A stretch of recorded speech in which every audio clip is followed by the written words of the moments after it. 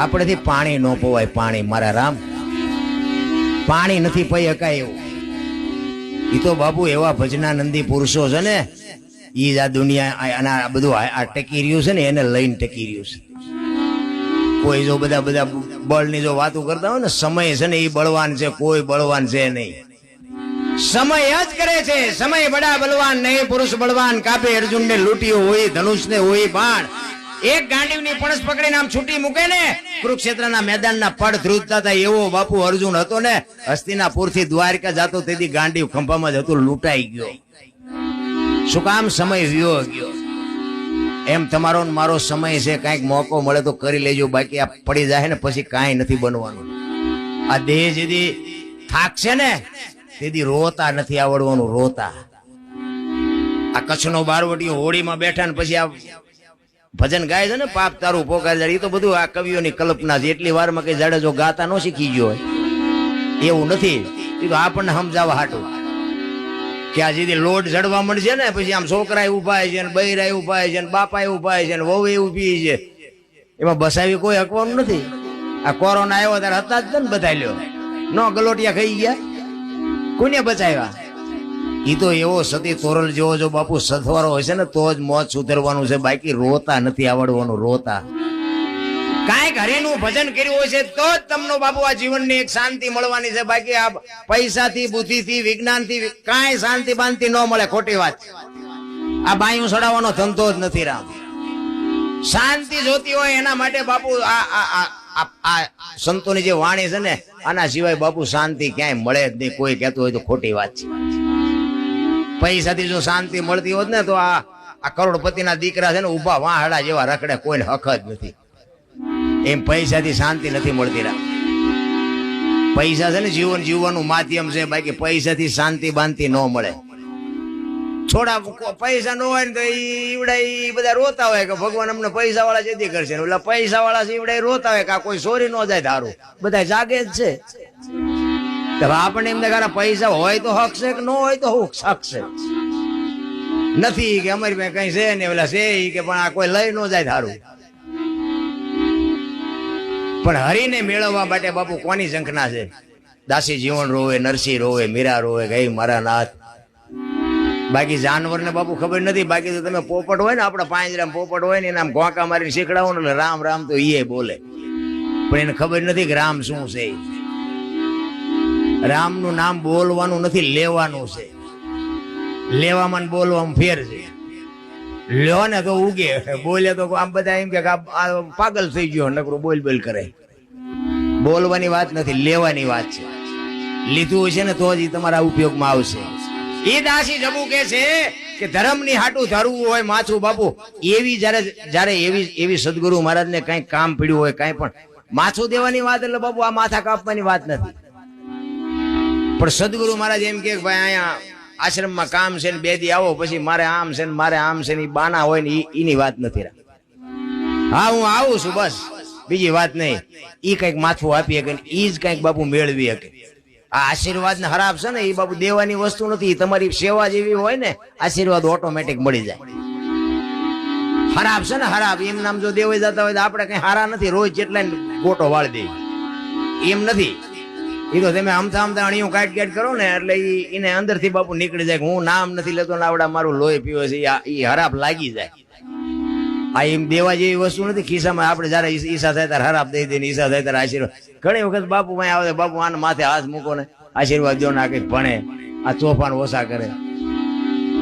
હવે આ તમારા કોઠામાંથી આવ્યો, તમને નહીં ખબર હોય ચમ નથી ભણતો હોય, બાપુ શું કરે? સંસ્કાર તો માને દેવા પડે, અને જન્મે ને ત્યાં જ માને ખબર પડે કે આ કેવો થાય છે.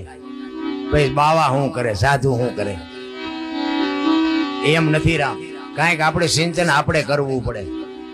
એમ નામ કોઈની પાસે કાંઈ છે નહીં. નિંદા બાપુ એક આપણે મહાપુરુષો એટલા માટે કહે છે કે નિંદા કરવાનું જો બંધ કરી દે ને, આ એટલે જબુમાએ કીધું કે નિંદા પરાઈ નઠારી લાગે સમરે શ્રી રણછોડ. તમને મને થોડોક સમય હોય ને તો હરિનું નામ લેવા લાગી જવાય. પણ આ તો નવરા પડ્યા નથી, ઉપાડી નથી કોક ની.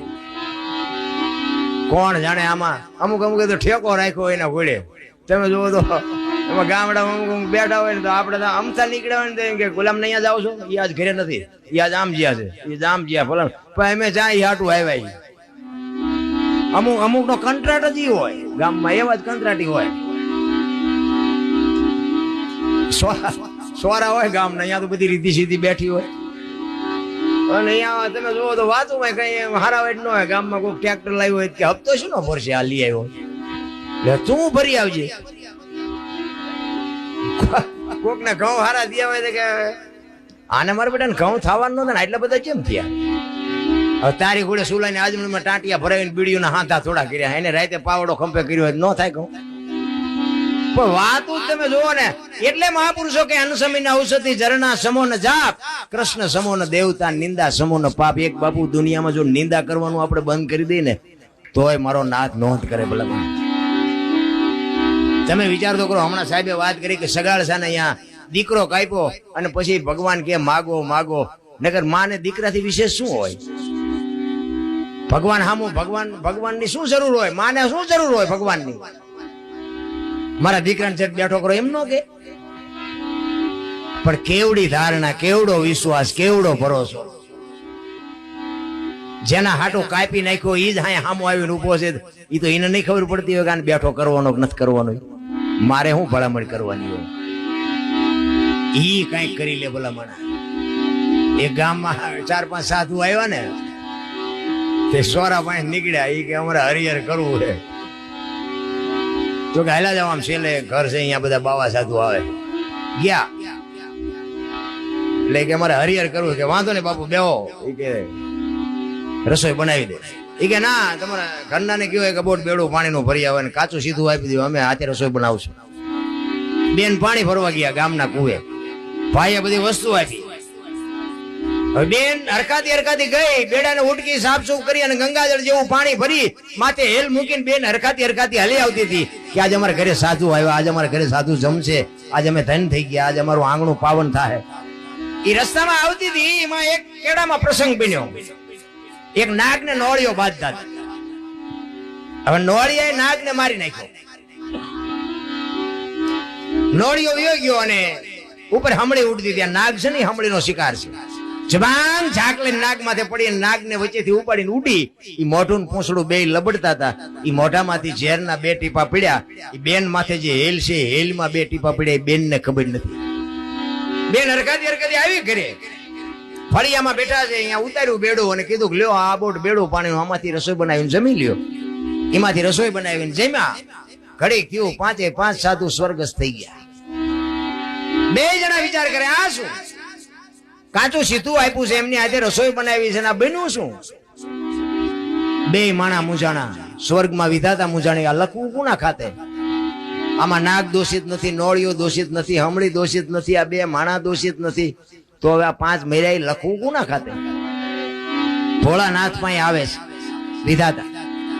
પ્રભુ આવો પ્રસંગ બન્યો છે. હવે